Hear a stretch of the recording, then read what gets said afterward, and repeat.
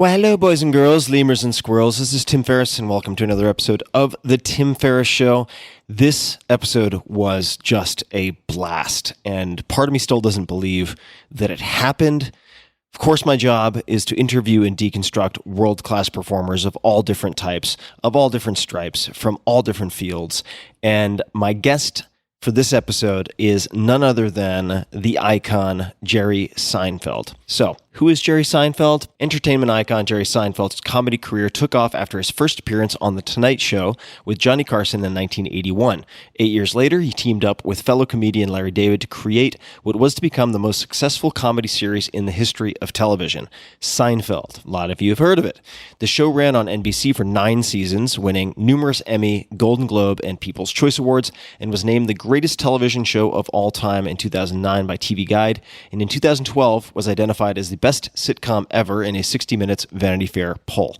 Seinfeld made his Netflix debut with the original stand-up special, Jerry Before Seinfeld, along with his Emmy-nominated and critically acclaimed web series, Comedians in Cars Getting Coffee, which has garnered more than 100 million views, and which the New York Times describes as impressively complex and artful, and Variety calls a game changer. His latest stand-up special, 23 Hours to Kill, was released by Netflix earlier this year. He is also the author of Is This Anything? Or Is This Anything? It's a question with a question mark at the end, which is a brand new book and features his best work across 5 decades in comedy. It is a collection of his notes, his journaling, and certainly his process. You can find him on Twitter at Jerry Seinfeld, Instagram at Jerry Seinfeld, Facebook at Jerry Seinfeld. And if you have interest in creative process, gamifying life, mastering the mind, comedy, habits and systems of someone who can operate at the top of their field for decades,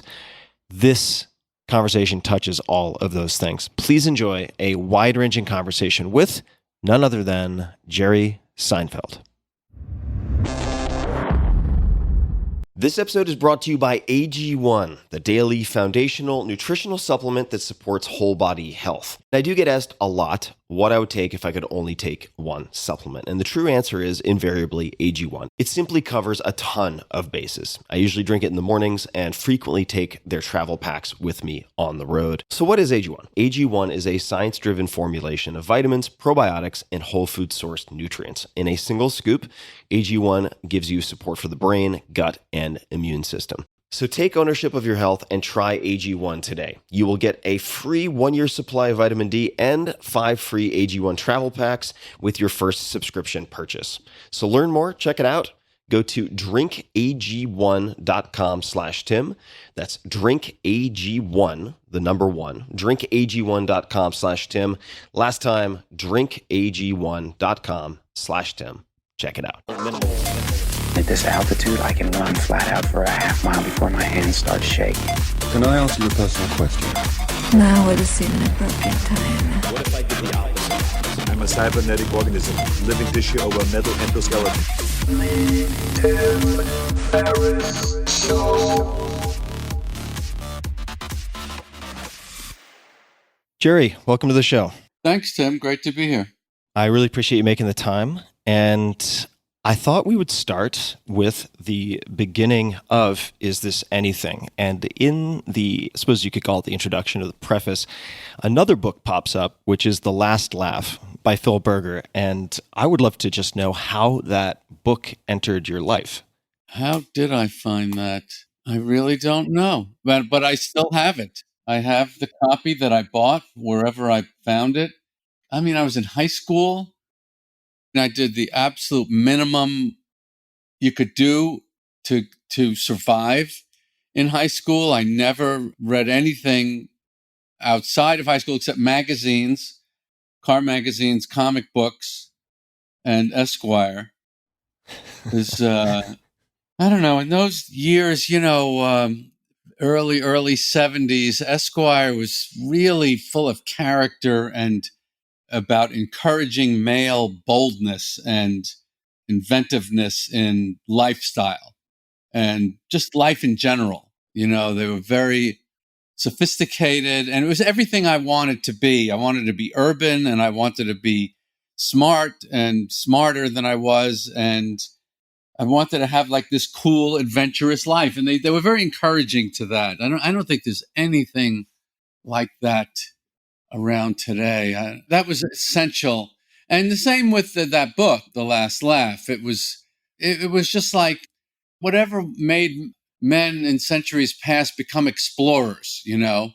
I don't know how they became that. I guess I remember reading about explorers clubs like in 17th, 18th century London, you know. I have two sons and a daughter, and that's the thing I really wanted. If I could pass along, the two things I would want to pass along would be ethics and boldness in life. But that doesn't answer your question of where I got the book. I don't know. Well, that's okay though. The Genesis story is secondary. It's really the context that you're providing. And just as a quick side note, a friend of mine, Cal Fussman, used to write the What I've Learned interview series in Esquire back when it had that. I remember back that. when it had, and maybe still does on some level, that character that you're describing, that boldness. What was it inside The Last Laugh that grabbed you so much? Yeah. So if I look back at my whole life, starting, you know, about like second or third grade, it was all this inexorable march towards this pursuit of the comedy arts. And there was nothing else about comedy. Albert Brooks did an article in Esquire called School for Comedians, and it was a parody. And I had no idea it was a parody, you know, because he grew up in LA and he was making fun of what comedians might need to learn to be comedians. And it was an early 70s Esquire article, and I had no idea it was a parody. I mean, I just thought, oh, there's a school, or I just wanted to learn about this world. And The Last Laugh really took you deeply into the world. And it is a completely hermetically sealed world that is, frankly, unrelated to the rest of the entertainment industry. And it's really unrelated to almost all other creative arts. It is a very sealed ecosystem, the world of comedy, particularly stand-up comedy. And I was desperately thirsty for any scrap of data about it. Now, you have, much like an Olympic athlete of sorts, with training logs and workouts and so on, you have 45 years of hacking away, as it's put in the book's description, on yellow notepads and so on. You've preserved all of this. And I'd love to speak, or to hear you speak more accurately, a bit about your writing process and the preparation that I did for this. I read in the New York Times, and I'm just going to read this short bit. You can fact correct this if need be, but here's how it reads. I still have a writing session every day. It's another thing that organizes your mind. The coffee goes here, the pad goes here, the notes go here. My writing technique is just, you can't do anything else. You don't have to write, but you can't do anything else. I would love to hear you elaborate on that, because it actually sounds very similar to what the fiction writer Neil Gaiman has as his first tool of writing as well. Yeah. But what does that look like for you, and what do your writing sessions tend to look like if we look back over the last, 10 years, because I'm sure it's changed over time? No, it hasn't changed. The only thing that's changed is the coffee, which I didn't know about coffee in my younger years. I think I discovered coffee after I had kids, and I didn't have time to have long meals with my friends anymore, but we could meet for coffee. And then I realized, boy, this coffee really gets you talking. And I thought maybe I'll do a show where you just talk with coffee. And that's kind of where that came from, that Comedians in Cars show. But my writing sessions used to be very arduous, very painful, pushing against the wind in soft, muddy ground with like a wheelbarrow full of bricks. And I had to do it, because there's just, as I mentioned in the book, you either learn to do that or you will die in the ecosystem. And I learned that really fast and really young. And that saved my life and made my career, that I grasped the essential principle of survival in comedy really young. And that principle is you learn to be a writer. It's really the profession of writing. That's what stand-up comedy is. However you do it, you can do it any way you want. But if you don't learn to do it in some form, you will not survive. And when you sit down, is it an empty page? Is it bits and pieces that you've noted through the week as observations that you then flesh out? What is actually in front of you when you start? What's in front of me is usually about 15 or 20 pages of stuff that's in various states of development. And then there's a smaller book of just really, really random things like when you're on a cell phone call and the call drops and then you reconnect with the person, they'll go, I don't know what happened there. As if anyone is expecting them to know anything about the incredibly complex technology of a cell phone. They offer this little, I don't know if it's an excuse or an apology. They go, I don't know what happened there. So anyway, so I don't know. So that's an example of something in that my little tiny notebook that I don't know what to do with that, but it's just so stupid to me and funny. So that to me is it's like an archery target 50 yards away. And then I take out my bow and my arrow and I go, let me see if I can hit that. Let me see if I can create something that I could say to a room full of humans in a nightclub that will make them see what I see in that. There's something stupid and funny about that to me. That's the very, very beginning.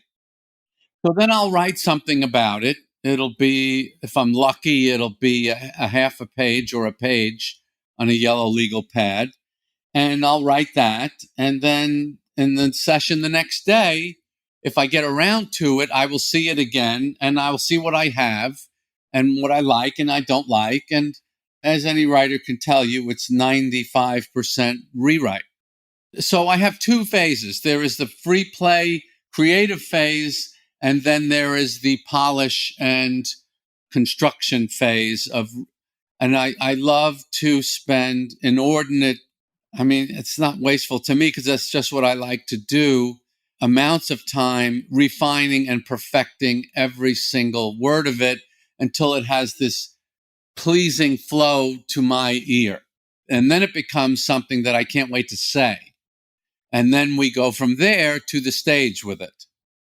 And then from the stage, the audience will then, I imagine, it's a very scientific thing to me. It's like, okay, here's my experiment. And you run the experiment. And then the audience just dumps a bunch of data on you of this is good, this is okay, this is very good, this is terrible.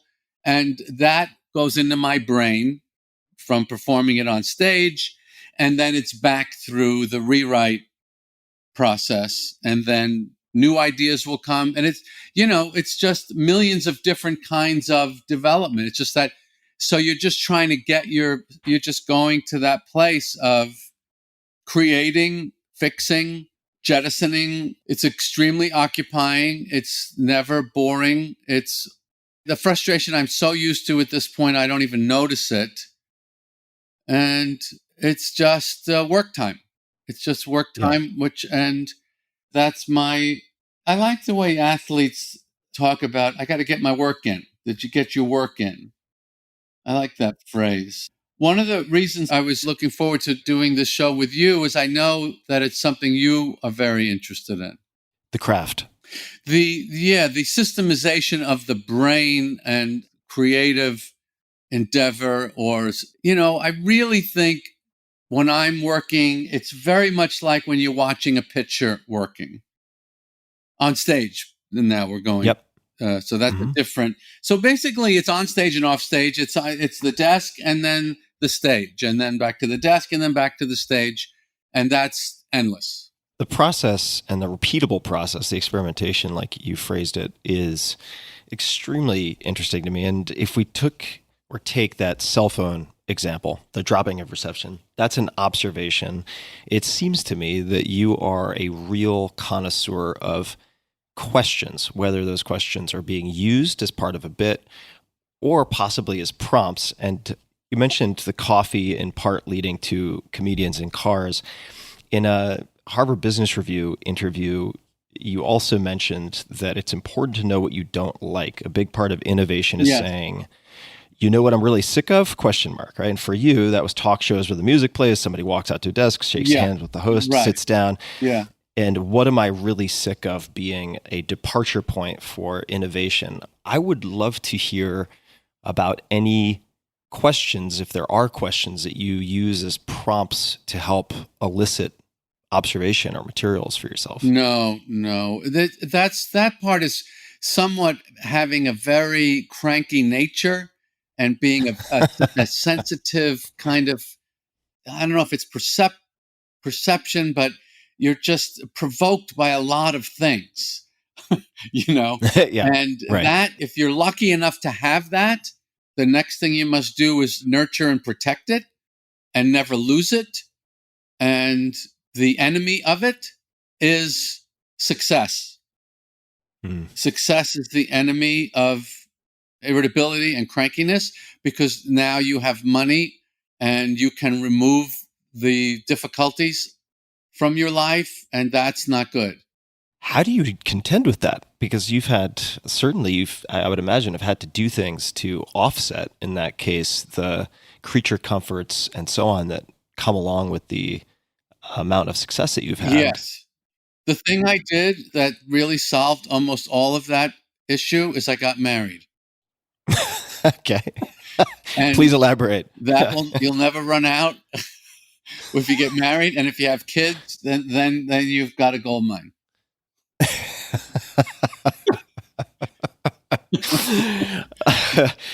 You mentioned just a few minutes ago about wordsmithing until you get everything pleasing to the ear and really obsessing over the prose. I've read that one of your explanations for the success of all of your television was that, quote, the show was successful because I micromanaged it. Every word, every line, every take, every edit, every casting.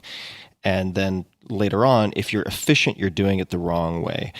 There are a lot of questions I could ask about this, but I suppose one is, if you are, for such a period of time, I understand the logic of it, but if for such a long period of time obsessing over the details like that, did you not find yourself at risk of burnout or just hitting a point of overwhelm, or did that not happen to you? Are we talking about the series now, or just? Yeah, we're talking about the series. The series, well, the series is a, if you want to look at the comedy arts, is the only thing that interests me creatively, I think, or the only thing I'm any good at. But if I look at the different comedy arts, if I was to break it down, let's just say into like basics of stand-up comedy, a television series, or a movie, I would analogize those to different vessels on the water. So a TV series is like a pretty big boat that you can run with a couple of people. A movie is a yacht. There's so many people. It's a beautiful thing. There's a lot of money involved. Everybody wants it. Everybody thinks it's the ultimate way to go across the water. And stand-up for me is a surfboard. It's just you paddle out, and you try and catch the energy, and you're all on your own. And you can do it and go home, and nobody but you really even knows what happened.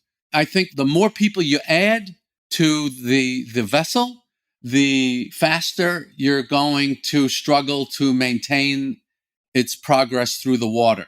For sure, the TV series got to a point, we did it 9 years, and the way I was doing it, that was as far as it could go before it was really going to stop cutting through the water in that beautiful way that it was doing. That's why I pulled out of it before I had to, before anyone wanted me to, because I didn't want to be on a boat that was starting to struggle. I didn't want to have that experience. And even more than that, I didn't want the audience to have that experience. I wanted to complete this gift to them in a way that they would always go, oh, I was given a lovely thing one time in the 90s, and it was just lovely. I wanted them to have it like that. No excuses, no if onlys, no, it did go on a bit, maybe longer than it should have. I just wanted them to have this lovely gift. That's why I stopped the TV series. I could also describe the TV series to you as a weather event that has an energy that gathers and becomes cyclonic, but every storm blows itself out. And that storm was about to run out of energy. And so was I. It's the same thing because I was at the center of the storm and I could feel the slowing of the cyclonic curve, the funnel. Is that something that you had a role model for? Is that something you simply perceived? Because it's very rare for someone to step out like Rocky Marciano. Usually they go a bit too far, they get slapped around a bit, or they end up signing, baseball mitts at Caesar's Palace or whatever it is. Mm-hmm. Did you have any model for that? Was that something you decided entirely on your own? The closest I had, and I would never compare myself in any way, shape, or form, was the Beatles. The time frame of the Beatles was 9 years. They broke up for different reasons. We had no Discord on my show like they struggled with. But the portion size of the Beatles just felt so right to me. And I thought, and they were together about 9 years, and we were together about 9 years. And there was something about adding that other digit to go to 10. Like if people said to me, how long did you do that series for? And if I said 10 years, I could just hear people go, wow, 10 years. It just the portion size just felt too big to me.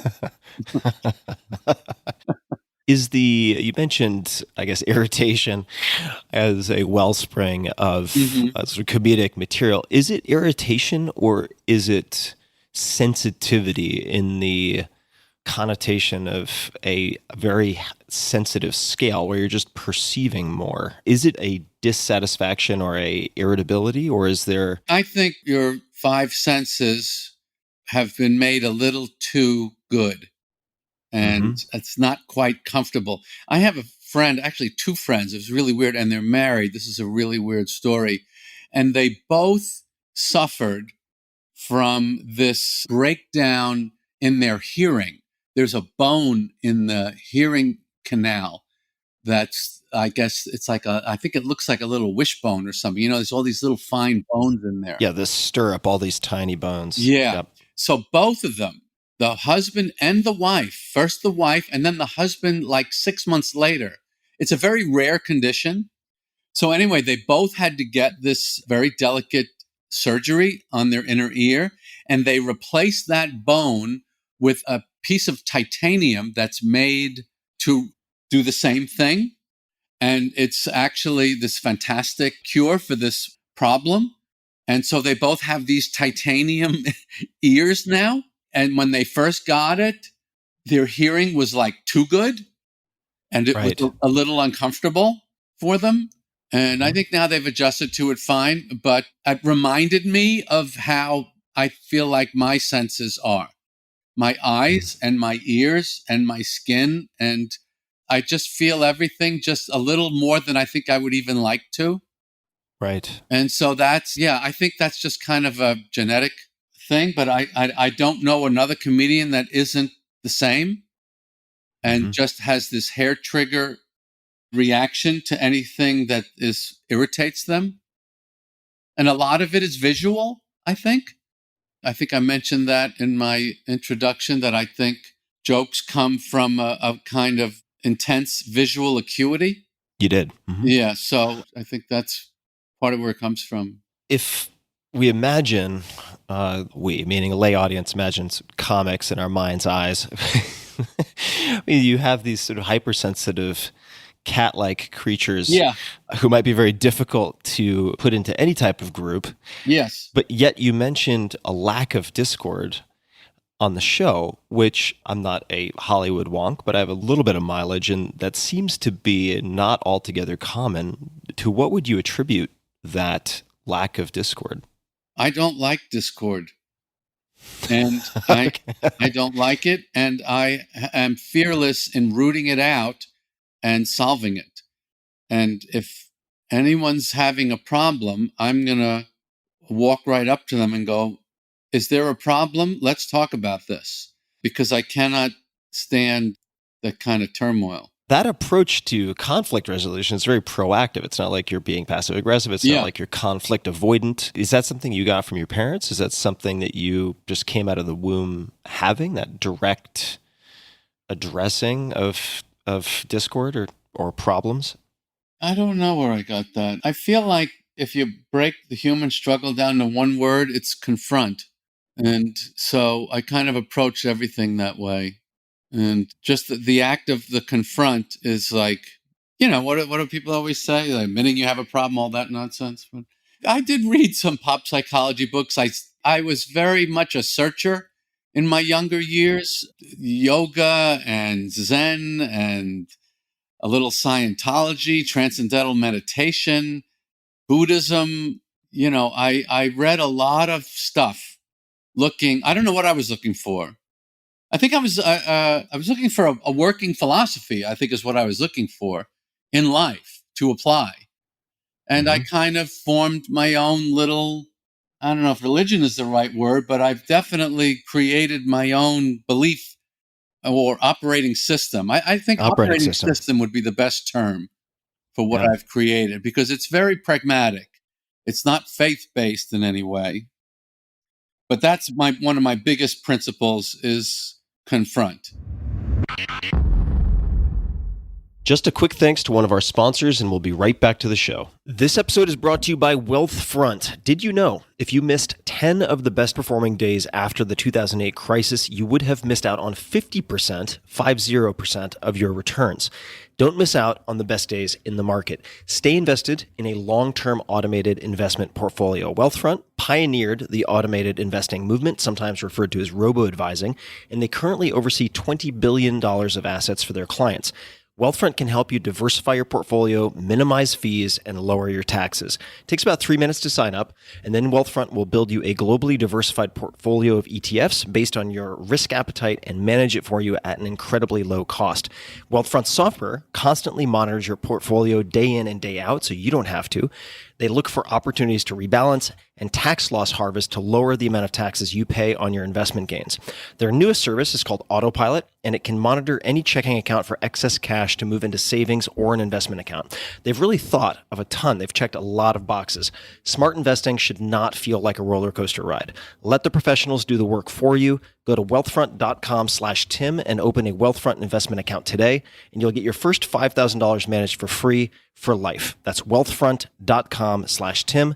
Wealthfront will automate your investments for the long term, and you can get started today at wealthfront.com/Tim.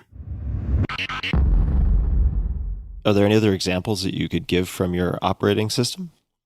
Any other guiding rules or principles, or anything that's stuck from that seeking period? Well, my guiding rule is systemize. What's the problem?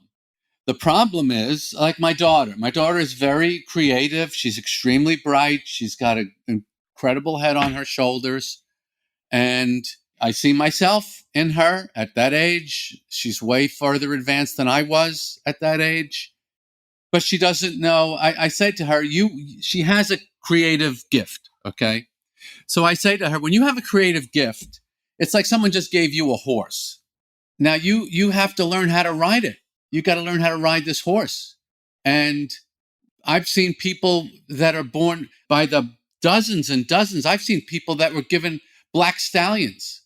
And it usually if you have a black stallion, like from that movie, and you're born and they just put you on it. And that's what happens. They just put you on it. And you either learn to ride this thing or it's going to kill you. Then we have many, many examples of that. So she's trying to write this thing. She's struggling. I can't write. I keep putting it off. So I explained to her my basic system, which you already talked about at the top of the show. which is if you're going to write, make yourself a writing session. What's the writing session? I'm going to work on this problem. Well, how long are you going to work on it? Don't just sit down with an open-ended, I'm going to work on this problem. That's a ridiculous torture to put on a human being's head. It's like you're going to hire a trainer to get in shape, and he comes over and you go, how long is the session? And he goes, it's open-ended. Forget it. I'm not doing it. It's over right there. You've got to control what your brain can take. Okay? So if you're going to exercise, God bless you, and that's the best thing in the world you can do, but you got to know when's it going to end. When's the workout over? It's going to be an hour. Okay. Or you can't take that? Let's do 30 minutes. Okay, great. Now we're getting somewhere. I can do 30. I'm trying to teach my son, who knows how to do transcendental meditation, how to do it. I assume you know about that. I do. Yeah. Yeah, I practiced this morning. Because I can't do it 15 minutes. Like, okay, let's do 10. Let's do 10. Let's come up with something you can do. That's where you start everything. That's how you start to build a system. So my daughter, I said to her, you have to have an end time to your writing session. If you're going to sit down at a desk with a problem and do nothing else, you got to get a reward for that. And the reward is the alarm goes off and you're done. You get up and walk away and go have some cookies and milk. You're done. If you have the guts and the balls to sit down and write, you need a reward at the other end of that session, which is stop now, pencils down. So that's the beginning of a system that, to me, will help almost anybody learn to write, which is something, I kind of wanted to teach in a way, because I think it's so simple. I think exercise is pretty simple too. But people they don't come up with good, simple little systems. They just try and do it. Yeah. And to me, you're going to fail. The simple doesn't mean easy. And the No, point you made not easy, is but simple. so important. The incentives, right? Having a reward, having a defined format. How long did your daughter end up choosing for her writing duration? Or how long have you chosen? I told her, just do an hour. That's a lot. She says, I'm going to write all day. No, you're not. Nobody writes all day. Shakespeare can't write all day. It's torture. Yeah. If you taught a class on writing, what other lessons might you have, or resources, or anything, exercises? Because I'm imagining that your daughter could sit down. She says, all right, I have an hour. And then you ask her how her writing session went. She said, well, I didn't have any idea what to write. So you'd have, I don't know what age the students would be in your course, but what else would be a component of your class on writing? Well, I would teach them to learn to accept your mediocrity. No one's really that great. You know who's great? The people that just put tremendous amount of hours into it. It's a game of tonnage. How many hours are you going to work per week, per month, per year? You might even want to chart that, or with your exercise if you want to get in shape. I couldn't get in shape. I was started as a jogger, like in the 70s, and I would run 3 miles a day. And then I got older and I got married late and I had young kids, and I really had to get in shape. And I picked up this book by Bill Phillips called Body for Life. Body for Life, yeah. And it's really, really it's such a system for a primitive, brain. I do it to this day. I think it's a work of genius, this book. And it really got me in shape because he broke it down to here's what we're going to do in minute 1. Here's what you're going to do to minute 5, minute 12. And this is going to end in 45 minutes or whatever it is. And every minute I know exactly what I'm doing. Yeah. And that turned the key for me. And all of a sudden I was getting in shape. I never had to ask, what am I doing now? Or what are we doing next? It's like you got to treat your brain like a dog you just got. You got to, it's so stupid. The brain, The mind is infinite in wisdom. The brain is a stupid little dog that is easily trained. Do not confuse the mind with the brain. The brain is so easy to master. You just have to confine it. You confine it. Yeah. And it's done through repetition and systemization. So let's talk about feedback in the experimental loop that you mentioned earlier, which was desk, stage, desk, stage, desk, stage. One form of feedback would be audience feedback. And I'm curious what other forms of feedback you have. No, there is no other feedback that means anything. Okay, got it. Well, I'll tell Yeah. you, here's a little fine point of writing technique that I'll pass along to you writers out there. Never talk to anyone about what you wrote that day. You have to wait 24 hours to ever say anything to anyone about what you did, because you never want to take away that wonderful, happy feeling that you did that very difficult thing that you tried to do, that you accomplished it. You wrote, you sat down and wrote. So if you say anything, it's like the same reason. You ever heard the thing like you never tell people the name you're going to give the baby Sure. until it's born, because they're going to react, and the reaction is going to have a color. And if you've decided that that's going to be the baby's name, you don't want to know what anybody else thinks. So I will always wait 24 hours before I say anything to anyone about what I wrote. So you want to preserve that good feeling. Because if let's say you write something and you love it, and then later on that day, you're talking to someone and you go, hey, what do you think of this idea? Blah, blah, blah. And they don't love it. Now that day feels like, I guess, that was a wasted effort. So Right. you always want to reward yourself. The key to writing, to being a good writer, is to treat yourself like a baby, very extremely nurturing and loving, and then switch over to Lou Gossett in Officer and a Gentleman. And just be a harsh prick, ball-busting son of a bitch about that is just not good enough. That's got to come out, or it's got to be redone or thrown away. So flipping back and forth between those two brain quadrants is the key to writing. When you're writing, you want to treat your brain like a toddler.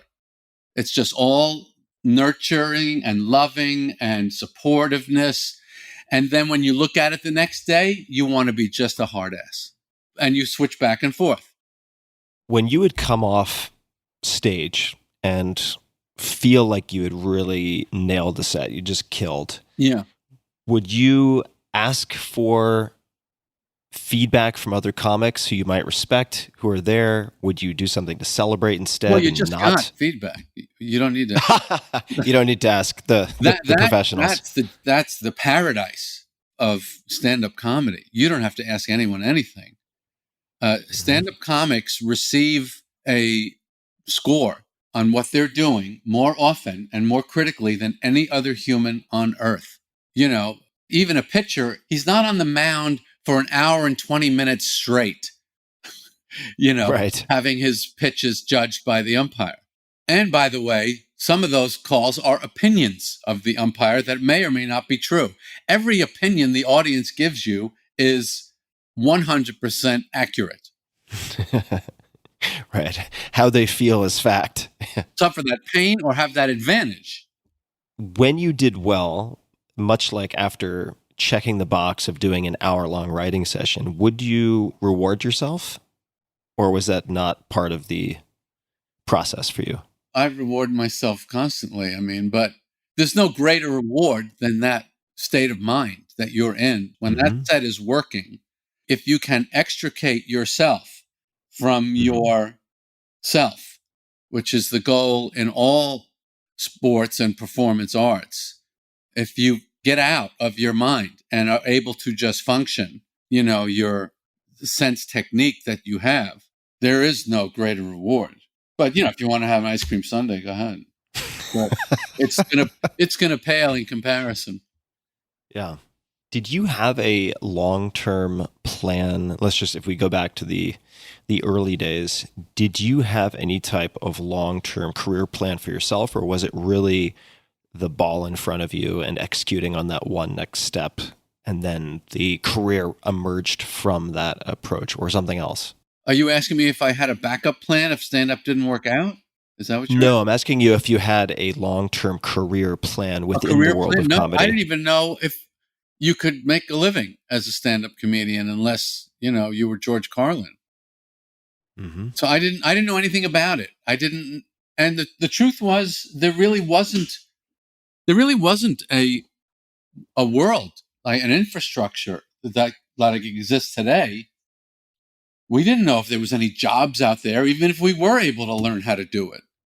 We had no idea what we were doing. It was completely blind leap of faith out of the plane with the parachute, hoping there wasn't laundry in there. What is the feeling? I mean, you mentioned it. I would love, as someone who is hypersensitive, for you to describe that feeling that would make an ice cream sundae superfluous, right? That feeling of getting that feedback. What is it in the body? What is it or in the mind? However you want to answer that.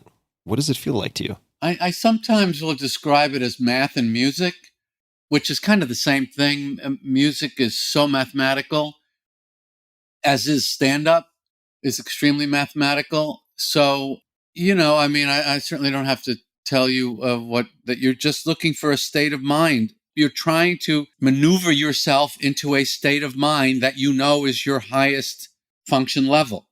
But there are many levels below that are good enough to get the job done so that you can call yourself a professional. So that's all there is, it's musical. It's very rhythmic and musical. It is for me. I'm looking to get myself in a rhythm and then to get the audience in a rhythm, very much like a conductor, I think, would feel. A conductor has a piece of music. I have a piece of music in front of me. And now I have to get the symphony to be doing it the way we know it can be. And then the audience comes along and supports that. And it's this absurd struggle. And I really think being a conductor or a surfer is the best analogy, because the forces that you're attempting to corral are so much greater than you. The wave has so much more strength than you have. All you can hope to do is navigate it within it. That's the goal, to just get to that very brief, very transitory perception of mastery. It seems in this moment that I am completely mastering this audience, but it's only a moment. It's only a moment. I couldn't stay up there very long. Even an hour is not a long time. Totally. It's not a long time. And it takes years and years and years of work and study and practice to be able to do that, to do the hour. The hour is really the standard in my business. A lot of people can do 20. Some can do 35. There's a lot of really good guys at 45. An hour 15. I think, again, I'll go to my favorite, which is baseball for analogies. It's the complete game. Can you finish the game? And that's the hour 10, hour 20. That's 9 innings of mastery. Yeah, you need to have not just a lot of material, but a lot of practice and tonnage, as you put it, to perform at a high level for that period of time. And manage their energy and yours. It has Totally. it has to ebb and flow. hmm And that's, just to piggyback on the analogy you used, very much similar to sports. And I've had a lot of athletes on the show, and even some surfing legends like Laird Hamilton. They'll say they should call surfing paddling, because that's what you're actually doing most of the time. I mean, what you get to show at the end of the day is the cover shot surfing the big wave, but that's really the output of a lot of tonnage. Right. And I know you've been quoted as thinking of yourself more as a sportsman than an artist. And for a lot of athletes, routine is super key to managing energy and putting in the reps and producing good results. There's a quote from you in the New York Times, and the quote is, "I'm not OCD, but I love routine. I get less depressed with routine." Aside from the writing sessions, are there any other routines for you that are particularly important as scaffolding or automatic behaviors? Yeah, exercise, weight training, and transcendental meditation. I think I could solve just about anyone's life, and I don't care what you do, with weight training and transcendental meditation. I think your body needs that stressor. And I think it builds the resilience of the nervous system. And I think transcendental meditation is the absolutely ultimate work tool. I think the stress reduction is great, but it's more the energy recovery and the concentration fatigue solution, which is, of course, as a stand-up comic, I can tell you my entire life is concentration fatigue. Whether it's writing or performing, my brain and my body, which is the same thing, are constantly hitting the wall. And if you have that in your hip pocket, you're Columbus with a compass. Yeah, chatting with Hugh Jackman on the podcast, and he's also a devout, seems like an odd word to use since it can be used quite secularly, but proponent of TM. How many times, what does your weekly schedule look like for weight training? When do you do it? And do you do TM twice a day, or do you? I do it at least twice a day, but I will do it anytime I feel like I'm dipping. Energetically. Yeah. If I sit down and the pen doesn't move for like 20 minutes, I know I'm out of gas. Why isn't the pen moving? My weight training routine is 3 times a week for an hour a session, but I'm into that. I've been into that. I mentioned the Bill Phillips Body for Life program, the HIIT training. So it's 3 times a week of weights and 3 times a week the interval cardio training. There are a lot of days I want to cry instead of do it because it really physically hurts. But I just think it's balancing. It's very balancing to the forces inside humanity that I think are just, they overwhelm us. We are overwhelmed by our own power. And you got to put that ox in the plow. Make it do the stuff that it doesn't want to do. It just keeps it. What the hell do oxes do in the wild? I can't imagine they were happy. Checking Twitter, just developing neuroses. Yeah. So, put it in the harness. I don't know. A lot of my life is I don't like getting depressed. I get depressed a lot. I hate the feeling. And these routines, these very difficult routines, whether it's exercise or writing, and both of them are things where it's like, it's brutal. That's another thing I was explaining to my daughter. She's frustrated that writing is so difficult because no one told her that it's the most difficult thing in the world. It's the most difficult thing in the world is to write. People tell you to write like you can do it, like you're supposed to be able to do it. Nobody can do it. It's impossible. The greatest people in the world can't do it. So if you're going to do it, you should first be told what you are attempting to do is incredibly difficult. One of the most difficult things there is. Way harder than weight training. Way harder. What you're trying to summon within your brain and your spirit to create something onto a blank page. So that's another part of my systemization technique. Learn how to encourage yourself. That's why you don't tell someone what you wrote. Be proud of yourself. Encourage, treat yourself well for having done that horribly impossible thing. I would have to imagine, and maybe this is just a projection because I hope that when I have kids, which I don't have yet, that this will be true for me, but that being kind to your creative self and offering positive reinforcement for yourself through the process would affect how you parent, I would have to imagine. Yes. Unfortunately, we seem to have lost the Lou Gossett side of parenting. So.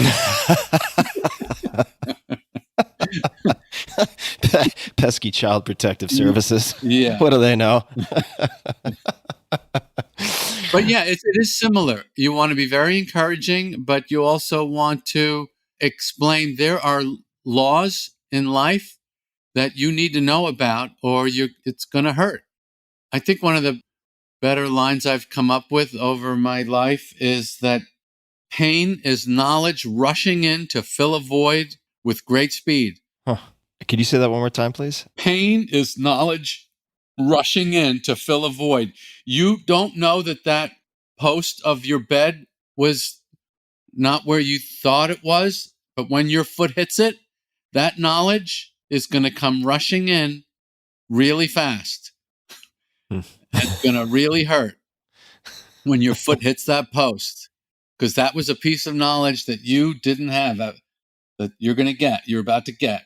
You were talking about Black Stallion and learning to ride Black Stallion lest Right. you be broken yourself by your superpowers / potential murderers. I've struggled with depression for decades and have found some respite in the last 5 or 6 years for a whole host of reasons. But aside from the writing and weight training, is there anything else that has contributed to your ability to either stave off or mitigate depressive episodes or manage? No. I still get them. Mm-hmm. Still got them. The best thing I ever heard about it was that it's part of a kit that comes with a creative aspect to the brain, Mm-hmm. that a tendency to depression seems to always accompany that. And I read that like 20 years ago, and that really made me happy. So I realized, well, I wouldn't have all this other good stuff without that. That's just comes in the kit, that you have a tendency to depression. But I think it's fair to say that I don't know a human that doesn't have the tendency. I'm sure it varies. I have a number of friends who are in comedy, and a lot of them are afraid of getting any type of treatment or taking antidepressants because they worry that it would rob them of their comedic insight. I don't know if that's something you've run into yourself, or is it more that you accept it as a natural byproduct or companion to the sensitivity? I would agree with a chemical intervention to stabilize your mood. I would be nervous about that also. And besides which, as you know, as we all know, there are many other better remedies that, basically a pair of running shoes is probably better than any of the drugs they have on the market, depending on the severity, of course. Yeah, or at least make sure that you're adding those elements into your life, since I think we all know people who take antidepressants and are still depressed. So it's worthwhile to kind of tick off the bigger boxes, behaviorally speaking. I don't think depression is really a creative source. I think irritability and crankiness is, Mm-hmm. Right. but not depression. Depression is just an annoying thing we have to deal with. You gave me a quote. I'll ask you one more question, and then we can close. We can go a little more. I'm enjoying this so much. Let's go All a right, little more. let's do it. So I'd love to ask about, following up on depression, I'd love to ask about failure, just to keep this bright and shiny. Can you think of how a particular failure or apparent failure set you up for later success? In other words, do you have a favorite failure of any type, something that seemed catastrophic at the time that in fact set you up for great things later? Yeah. I have a couple really good ones. And this is another thing I try and teach the kids, when something horrible happens. And I think of all the things I would trade, if you could take your experiences and ask to trade them in, the last ones I would trade would be the failures. Those are the most valuable ones. When I moved to LA, I was only doing comedy 4 years, but I had built up a pretty good reputation in New York. And New York was really, in those days, still very much the minors to LA, which was the majors. And so I went out to LA, and people talked that I was coming and that I was, one of the hot guys coming out of New York. And I was only doing it 4 years. I was, 25 years old. I really still just starting. And the Comedy Store was the club in LA that you had to break into. That was the club. And the guys that worked there and the women were killers. These people made the room just shake with laughter. It was very intimidating to go on there. And I went on there and I did very well. In those days you would call and they would give you spots if you were good. And I would never get spots. I would get like one spot a week, and one spot a week, it's like one push-up a week. It's like, forget it. Well, don't even bother. And so I asked to meet with Mitzi Shore, who's the owner of the club and person who ran the whole thing there. And she said to me, I'm the kind of person that needs to get stepped on. And that's what you need. You need someone to step on you and I'm going to be that person. And she said, if you called and said, if I had 4 spots available and you called in, I would give all 4 spots to this other guy. She mentions this other guy. And I sat there in her office and I nodded. I nodded and I said, well, I won't mention the name of the guy she said she was going to give the 4 spots to. I said, well, if maybe he can't do all 4, I'd be happy to take any of the ones he can't do. And I walked out of there and I never worked at the Comedy Store again. And saying you're not working at the Comedy Store in LA, it's like saying, I want to be a baseball player, but not the majors of the United States. I'm going to apply my trade someplace else. Yeah. I'm going to try Lithuania. Yeah. And so from there, I went from, I hope it doesn't sound immodest, from being absolutely at the top of the heap in New York City to playing at discos in the basement in LA, to like 8 people. But my resentment and hostility to her, I was a guy who I would say I was a 3-day-a-week guy in terms of my writing discipline in those days. And I went from 3 days a week to 7 right there.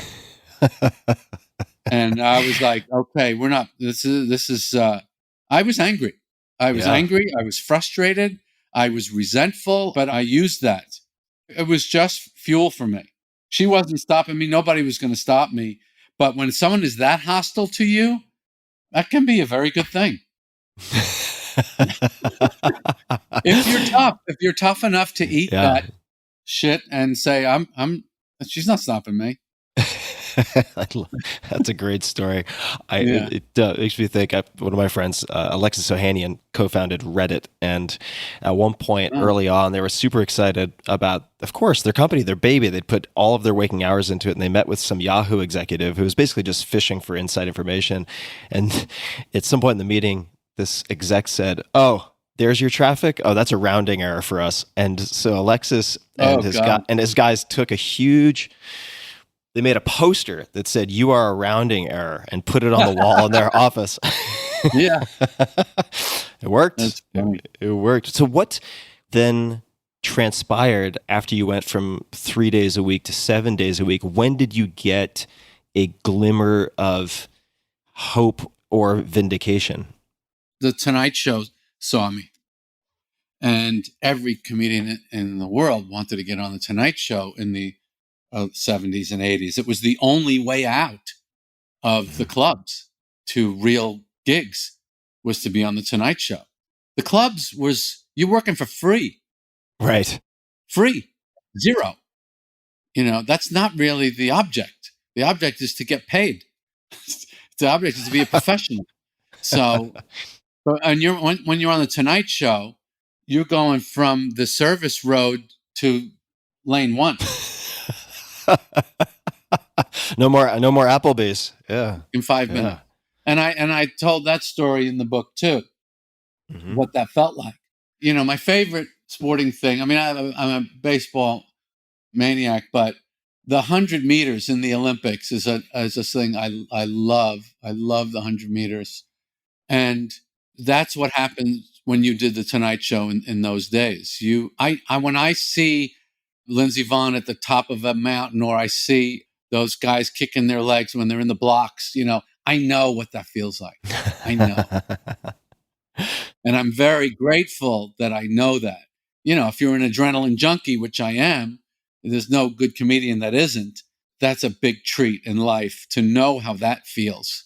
That I'm going to change my whole life in the next 3 minutes.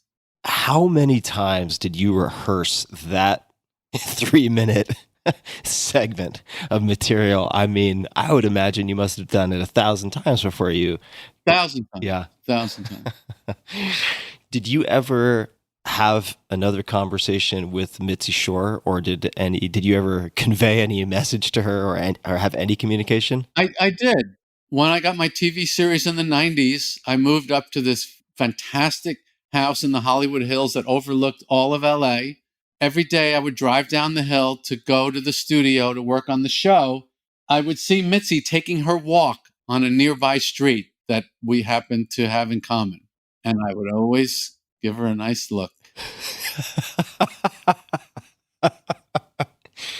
I wouldn't wave or honk, but our eyes met. Newman. Many times. Newman. Many times. And you know what? Maybe she was right. Maybe I did need someone to step on me. Why did she respond that way? That just seems so aggressive. Did you do anything? Because I would never be the type of broken wing bird that she wanted to have in her little chicken coop of dysfunction that was the Comedy Store in those days. I was not built like that. The only reason I wanted to be a stand-up comic is because I wanted to say to myself and to the world, I don't need you. I can do this myself. And the Comedy Store was filled with people that needed her. The comedy world in those days was a druggy, it's a very dysfunctional world, the comedy world, because you're taking these people that can't fit in, they can't, they have this one skill, and then you put them in a situation where they can get anything they want. So whatever dysfunctional, chemical, sexual, you're lazy, you're broken, you're messed up, now you have no structure around you to fix it. Yeah. You know what I mean? You're out in the world. You're completely on your own. Yeah. It's designed to break human beings, stand-up comedy. It's a perfect way to break a person psychologically. I've only been to the Comedy Store once. I was brought there by a friend, and I went into one of the back rooms. I'm sure you would know the name of this room, but they listed off a whole lot of old names. I want to say Sam Kinison and a bunch of others. And they said, this is where they used to, this was the green room, blah, blah, blah, blah, blah. And there was this huge table with a mirror top with thousands of scratches on it and not from fingernails, right? And you just think, my God, if you don't have rails to stay on, I mean, pun intended, I guess, the environment is just designed to destroy. And yes, but that's part of the fun also. The moguls of this. It's like you're a fish in the Hudson. It's a toxic environment. The attrition is brutal. You never have to say, I don't get why people like this comedian. Don't worry. You don't have to comment on it. The environment itself will correct. It is a self-correcting ecosystem of pure toxic water. The self-sufficiency or desire for self-sufficiency that you gave voice to, the proving to others that you don't need, that you can do it on your own, seems to be a very sharp contrast to a lot of entertainers I know, including comics, who seem to have a lot of codependency, right? Like they need the audience to validate, like they need life support if they had respiratory collapse. And was that perspective and that character or constitution rare? I have to say the Constitution is kind of rare. But I also have to say, I don't know anyone who made it over a long period of time that didn't have it. Yeah. And that's another thing that kind of leads me to the weight training aspect. I think it builds your constitution. Mm-hmm. Yeah. The weight training, and I just want to give credit where credit is due with Bill Phillips. I read that book long time ago. This is before my second book, which was on physical performance. And I was really impressed because it is, to me, first and foremost, a book about behavioral modification and behavioral psychology. And it really nails those elements really well. And, if I think back across the hundreds of interviews on this podcast, whether it's Bob Iger in the world of business and heading Disney, or an athlete or otherwise, if you look at the people who have really performed at a high level for decades, weight training seems to be one of the constants or one of the near constants. Yeah, because you're deteriorating. You're just trying to bend that curve a little bit. I'm 66. I shouldn't be performing at this level at 66. I should be over. So you have to cheat the biology. Yeah. 66. I suppose I could have tried to do the math. I never would have guessed. Do you just wake up some days and find that number to be unbelievable to you? Or is it a foregone conclusion, I guess, because you're in your own body and go year by year? I find it funny, and I find it it really makes the game fun, because I know this should not be happening. I am getting away with murder. So it really makes it. That's another thing I believe in. We talked about systemizing. Gamifying is another thing I'm very big on. Mm-hmm. Let's make this into a game. Whatever the problem is, let's make it a game. To me, it's a fun game. I honestly, I wouldn't say this around my family, but I don't care if I drop dead tomorrow. It's like, I just wanted I still feel like I played the game well. Yeah. That's all I want to feel. I just want to feel like I played the game well. What would be an example of gamifying? I mean, I've read, of course, the about the Seinfeld's productivity secret, marking the crosses on the calendar, which I guess some people Yeah, get. that's not really a game. Yeah, That's more a stat. I think stats are good if you want to improve anything. My trainer, Adam Wright, and I always like to play this game. Well, this was the maximum amount of weight you did 3 months ago for this many seconds or whatever. And then it's like, it's a game now. Let's see if I can keep the reps going for 30 seconds. Last time was 25. So it's a little game. It's just, again, goes back to the human brain is a schnauzer. It's just a stupid little contraption that you can easily trick. As soon as you tell me I did it 25 seconds last time, okay, let's see if I can do 30. yeah. That's not wisdom. That's not intelligence. It's a stupid little machine. Yeah. It's going to do that every single time. Every time you tell someone your last best was 25 seconds, you're going to try for 30. Well, thinking back to what ox do when they're not in a yoke, and how disquieted they would be if they were checking Twitter all day. Yeah, oxen in the wild. Yeah, in the world of dog training, I know like a couple of really high-level dog trainers, and one of the expressions you hear, it's kind of this mantra like you would find in the military or something, which is a tired dog is a happy dog. And just ensuring that your dog is properly exerted, right? And I yes. think there's a lot to that as a human also. Yeah. So if you're looking at gamification in let's just say the fitness realm, are there other ways that you've applied that to your creative or professional work? I guess you have these logs, so in a way, I mean, you have. Yeah, but I don't score myself creatively. I don't believe in that. Mm-hmm. This kind of gets into my thoughts on material. I don't know if this will illuminate this for you, but one time I love to go on stage at Gotham, and hearing about the vaccine today got me very excited that maybe I'll be going back there soon on 23rd Street in the city, and that's where I like to play with material. So I'll go there and I'll go on stage. I'll do 20 or 30 minutes of just working on material, and then I like to take questions from the audience. When I perform for gigs, the audiences are too big to really take questions. It's too difficult, but in a room of a couple hundred people, you can take questions. So one night, this guy says to me, he says, when you go back to the same city twice, do you ever worry that they're going to see the same show you did last time? Or how do you know what you did? And how do you know when it's time to take a piece of material out of your act that you've been doing it too long and it needs to be retired and you should do something else? And these are kind of reasonable questions from a regular person. And I said, so these pieces I was doing tonight, I said, do you think that you could think of things similar to this? And the guy says, oh, God, no, not in a million years. And I went, yeah, that's what I was thinking.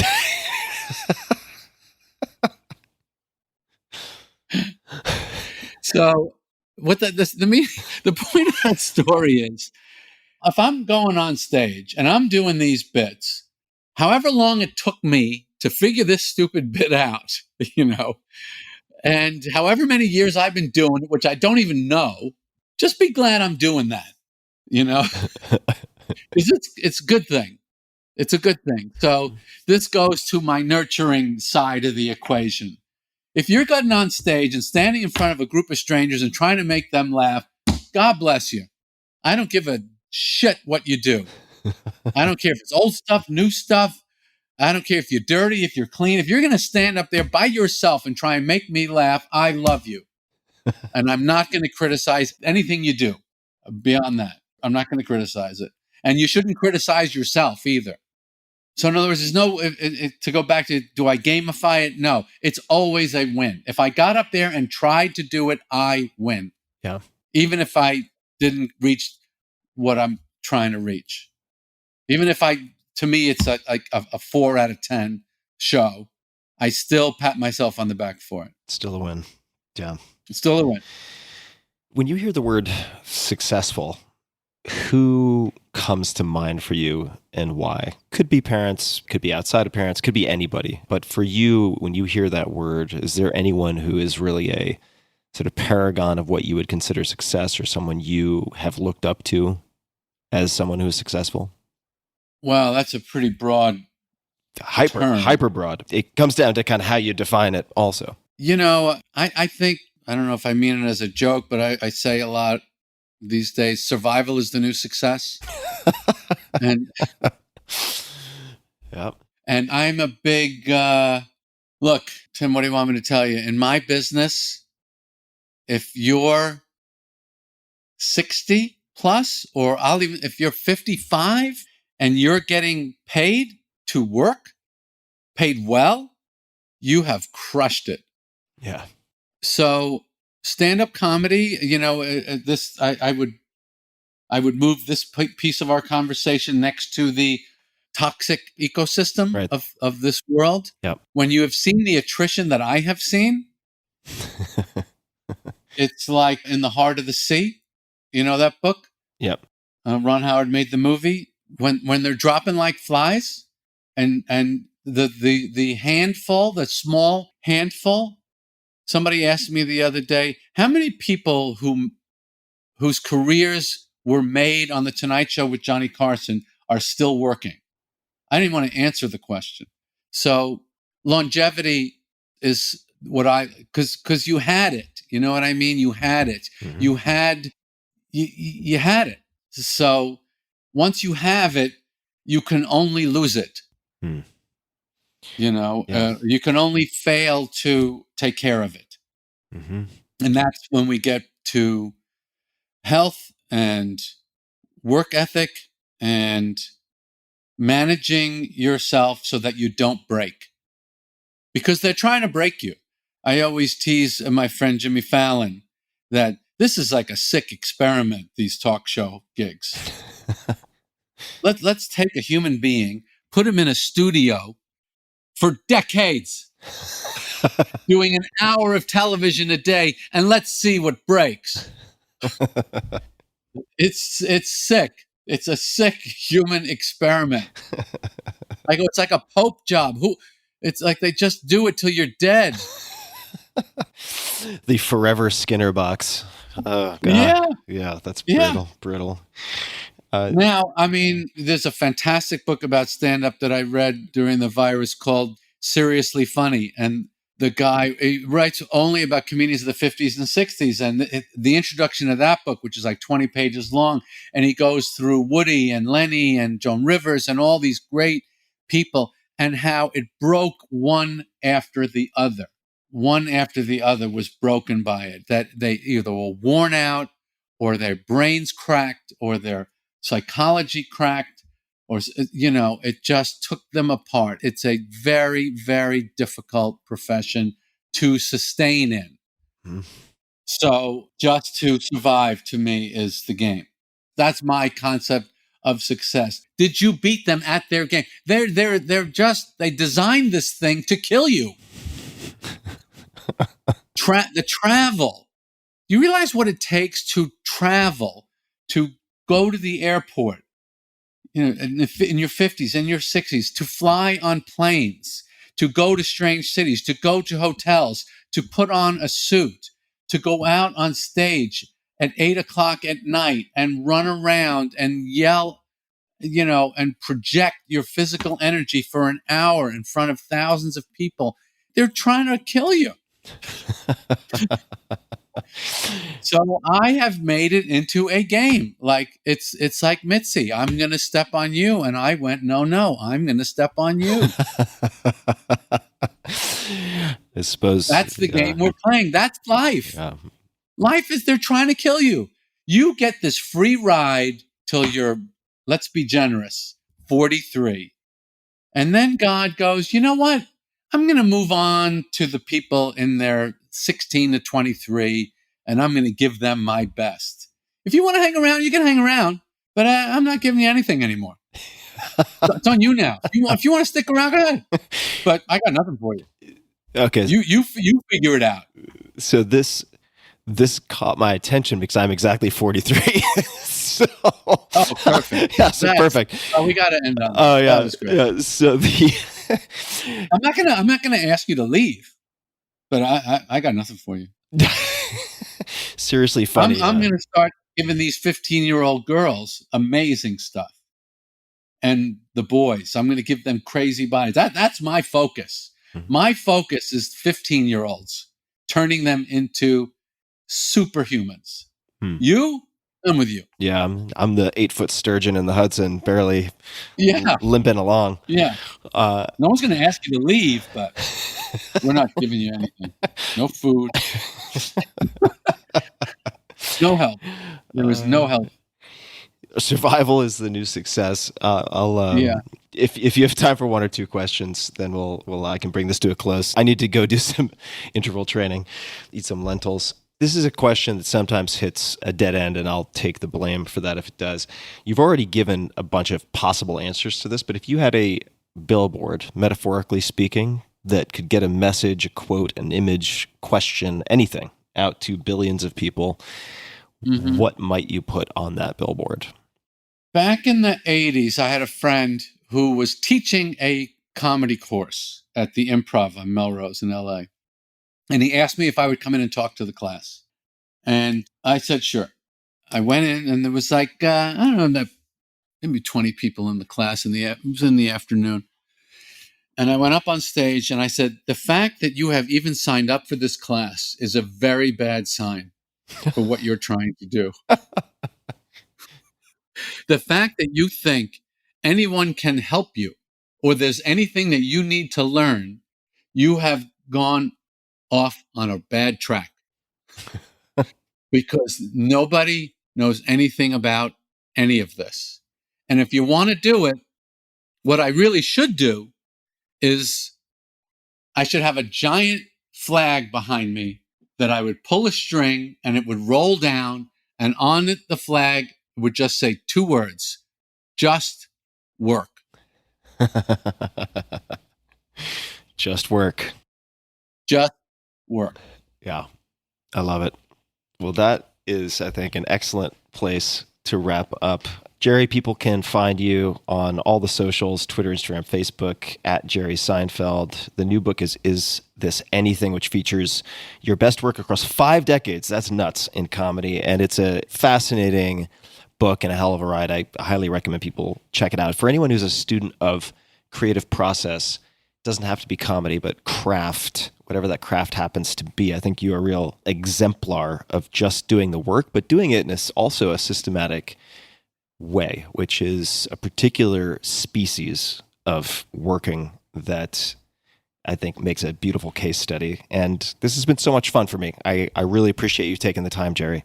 Thanks. It was I love talking with you, Tim, and your podcast is the best. Oh, thanks so much. It really makes my day to have the chance to have a conversation with you. I've had the bass riff from Seinfeld going through my head all day in prep for this, and it's a real gift that you're showcasing and sharing your notes with the world over such a period of time. I mean, it is, I think, something that will really provide, like you said, just work, but nonetheless will provide so much help to and inspiration to people who are just setting out. Unlike the 43-year-old 8-foot sturgeons, those 15-year-olds and 15 to 20-year-olds, And I will let you get back to your day. But this has been great. And please do let me know if I can help in any way or with anything else. Oh, it's been a great pleasure, Tim. Great pleasure. And thank you for the kind words. It's much appreciated. Absolutely. And to everybody listening, we'll have links to everything, including Is This Anything, in the show notes, as per usual, at tim.blog/podcast. And until next time, thanks for tuning in. Hey guys, this is Tim again. Just a few more things before you take off. Number one, this is 5 Bullet Friday. Do you want to get a short email from me? Would you enjoy getting a short email from me every Friday that provides a little morsel of fun before the weekend? And 5 Bullet Friday is a very short email where I share the coolest things I've found or that I've been pondering over the week. That could include favorite new albums that I've discovered. It could include gizmos and gadgets and all sorts of weird shit that I've somehow dug up in the world of the esoteric as I do. It could include favorite articles that I've read and that I've shared with my close friends, for instance. And it's very short. It's just a little tiny bite of goodness before you head off for the weekend. So if you want to receive that, check it out. Just go to 4hourworkweek.com. That's 4hourworkweek.com, all spelled out, and just drop in your email and you will get the very next one. And if you sign up, I hope you enjoy it. This episode is brought to you by Rockform. That's without a C. Rockform. Rockform is the active lifestyle iPhone and Galaxy protective case company. I've been using their stuff for a few months now, and good God, they can survive anything. First off, Rockform protection is beyond great. You can find thousands of 5-star reviews and customer testimonials, which the team at Rockform calls survival stories, that include things like a drop from the upper deck of a baseball stadium and a 75-foot cell phone tower fall. It's kind of unbelievable, but these cases make your phone virtually indestructible. Each case is built also around an integrated magnet that is completely safe for your phone. The magnets are incredibly strong and allow you to instantly attach your device to any magnetic surface: toolboxes, file cabinets, refrigerators, golf carts, you name it. I use it in the gym to check my form a lot of the time. You can just slap it on just about anything. Rockform pioneered magnetic technology in the mobile accessory space in 2011, and I've never seen anything quite like these magnets. I will use mine on my Peloton bike so I can watch, listen, and take calls during workouts. It fits my iPhone 11 Pro Max perfectly and allows me to keep my hands free for all sorts of stuff. All their cases also come with a built-in twist lock system that can be used with any of Rockform's optional mounts for bike, motorcycle, car, and much more. These machined aluminum mounts are built to last and are compatible with every Rockform case. So if you get a new phone or whatever, you just need a new case and it will still attach to all of the mounts. Rockform also has a portable golf speaker, this is Bluetooth, that instantly mounts to a golf cart with mind-blowingly strong magnets, like I mentioned. I don't really golf, but I will use this Bluetooth speaker to listen to music in the kitchen. I'll slap it on the refrigerator. I will use it in the gym and hang it from a carabiner, which is included with the speaker, and so on and so forth. So upgrade to a Rockform case today because you have better things to hold on to. You can use your hands for other stuff. And like I mentioned, these things make your phone bulletproof. And as a special offer for Tim Ferriss Show listeners, that's you guys, get 25% off. That is a good discount. 25% off at rockform.com. That's rockform.com. When you use promo code TIM, that's 25% off at rockform.com when you use promo code TIM. One more time, rockform.com, promo code TIM. This episode is brought to you by Aura, O-U-R-A. It is the only wearable that I wear on a daily basis. Aura is the company behind the smart ring that delivers personalized sleep and health insights to help you optimize just about everything. And I've tried every device out there that you can imagine. This one really makes the cut. I've been using it religiously for at least 6 months now, and I was introduced to it by Dr. Peter Attia, who's also vetted just about everything. With advanced sensors, Aura packs state-of-the-art heart rate variability, HRV, super important to me, temperature, activity, and sleep monitoring technology into a convenient, non-invasive ring. It's tiny. It weighs less than 6 grams and focuses on 3 key insights: sleep, readiness, and activity. So I can use it to help focus my attention on the type, volume, intensity of exercise that I should do in a given day.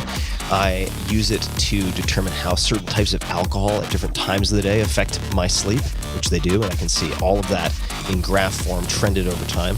There are tons of actionable insights that have come from using this ring for me. They have a number of incredible people on their team. Dr. Matthew Walker, a professor of neuroscience and psychology at UC Berkeley, and also author of Why We Sleep, the mega hit, is Aura's chief science advisor, as just one example. The Aura Ring is one of the most accurate wearables available because it measures your vitals directly from your finger. So it's not deducing that or making a best guesstimate based on a bunch of other things and trying to triangulate. Compared to a medical grade electrocardiogram, the Aura Ring is 99.9% accurate for resting heart rate and 98.4% accurate for heart rate variability. And I work with HRV doctors, and they recommend that I use the Aura Ring. So try it yourself. It is super cool and super practical, very actionable.